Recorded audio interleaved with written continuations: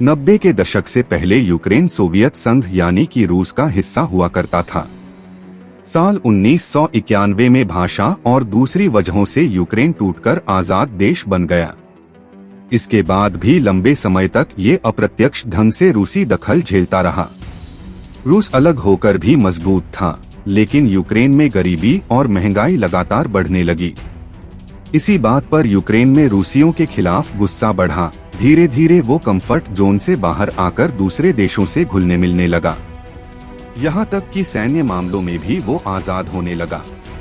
रूस इस बात पर परेशान तो हुआ, लेकिन दोनों देशों का तनाव खुलकर तब आया जब यूक्रेन ने खुद को नाटो में शामिल करने की अपील की। यूक्रेन की नाटो से जुड़ने की बात पर क्यों है रूस को खतरा लगने लगा। नाटो यानी नॉर्थ अटलांटिक ट्रीटी ऑर्गेनाइजेशन वो संगठन है जिसमें रूस का कट्टर दुश्मन अमेरिका भी शामिल है। ये संगठन युद्ध जैसे हालातों में एक दूसरे की मदद करते हैं।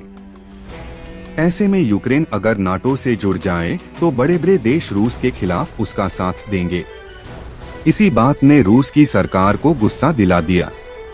उसने साल 2021 के आखिर में ही यूक्रेन की सीमाओं पर सैनिक तैनात करने शुरू कर दिए और 24 फरवरी 2022 को यूक्रेन पर हमला ही कर दिया। तब से युद्ध चल रहा है। इससे दोनों ही देशों का बड़ा नुकसान हुआ। अलग अलग सोर्स के मुताबिक यूक्रेनियन सेना के अलावा अब तक 7,000 से ज्यादा आम नागरिक भी मारे गए हैं। लगभग 7 मिलियन लोग अपना देश छोड़कर दूसरी जगहों पर पनाह लिए हुए हैं। देश के लगभग हर शहर में युद्ध के चलते नौकरियां कम हुई और महंगाई बढ़ चुकी है। यहां तक कि भागे और डरे हुए नागरिक तस्करी का शिकार तक हो रहे हैं। रूस के बारे में खुलकर कोई जानकारी नहीं आ रही है, लेकिन माना जा रहा है कि वहां भी हाल खास अच्छे नहीं हैं।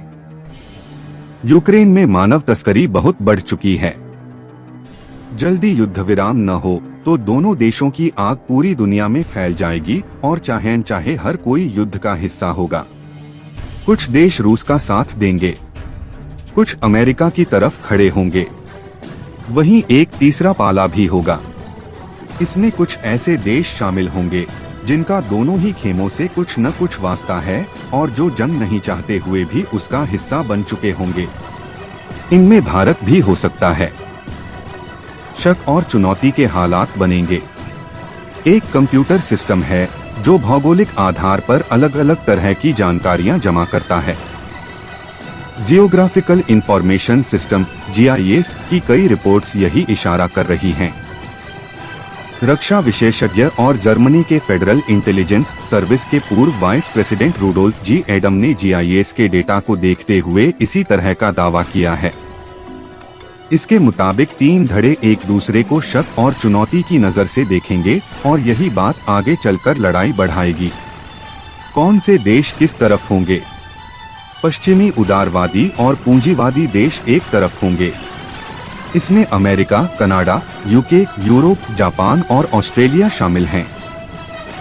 दक्षिण कोरिया भी इसी तरफ होगा क्योंकि एक समय पर अमेरिका ने उसकी भारी मदद की थी।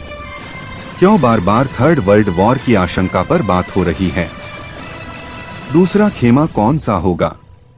इस हिस्से में रूस होगा, जिसकी तरफ बेलारूस, ईरान, सीरिया, वेनेजुएला और उत्तर कोरिया होंगे। चीन ऑन एंड ऑफ तरीके से रहेगा, लेकिन उसकी ज्यादा संभावना इसी पक्ष में रहने की है। इसकी एक वजह अमेरिका की बजाय खुद को सुपर पावर की तरह देखना है। तो दुश्मन का दुश्मन दोस्त की तर्ज पर चीन कूटनीति खेल सकता है। तीसरा हिस्सा बिल्कुल नया हो सकता है। इसमें विकासशील देश होंगे।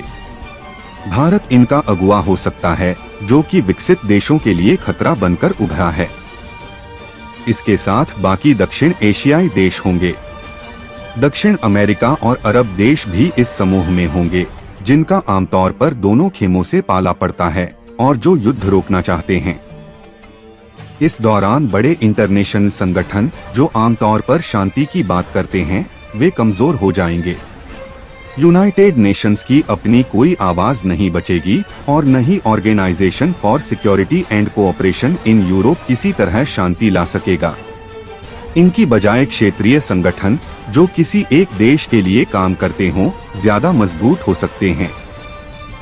वही चाहें तो जंग के बीच शांति ला सकेंगे। बड़े संगठनों से देशों के उखड़ने का एक कारण कोविड वैक्सीन भी बनेगी।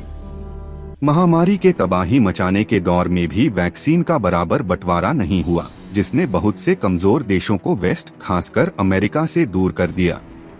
पश्चिमी उदारवादी और पूंजीवादी देश एक तरफ होंगे। दुनिया में ताकत को लेकर बहुत बड़े बदलाव हो सकते हैं। रूस के दोस्त ईरान से दोनों ही पर अमेरिकी पाबंदी है। इस वजह से दोनों आपस में दोस्त बन गए और फिलहाल यूक्रेन से लड़ाई में भी ईरान अपने एक ताजा दोस्त की हथियारों और ड्रोन से मदद कर रहा है। ये दोनों देश ताकतवर भी हैं और आक्रामक भी, ऐसे में इनका साथ होना बड़ा खतरा हो सकता है। भारत जिस तरह से लगातार इकोनॉमी में आगे आ रहा है, सबकी उम्मीदें इस तरफ हैं। ऐसे में वो कमजोर देशों के लीडर की तरह उभरकर तीसरे खेमे का नेतृत्व भी कर सकता है। बहुत मुमकिन ये भी है कि भारत शांति की अपील करे जो सुनी भी जाए। क्या वाकई तीसरी जंग हो सकती है? रक्षा विशेषज्ञ लगातार इसे लेकर चेता रहे हैं कि कोविड से कमजोर हुई दुनिया में महंगाई बढ़ी है, देशों के अंदरूनी हालात बिगड़ रहे हैं। इस पर रूस यूक्रेन युद्ध ढेर पर चिंगारी का काम कर रहा है। थके और परेशान देश आपस में उलझकर वाकई में जंग के हालात ला सकते हैं। एक्सपर्ट्स के अलावा आम लोग भी यही सोचने लगे हैं।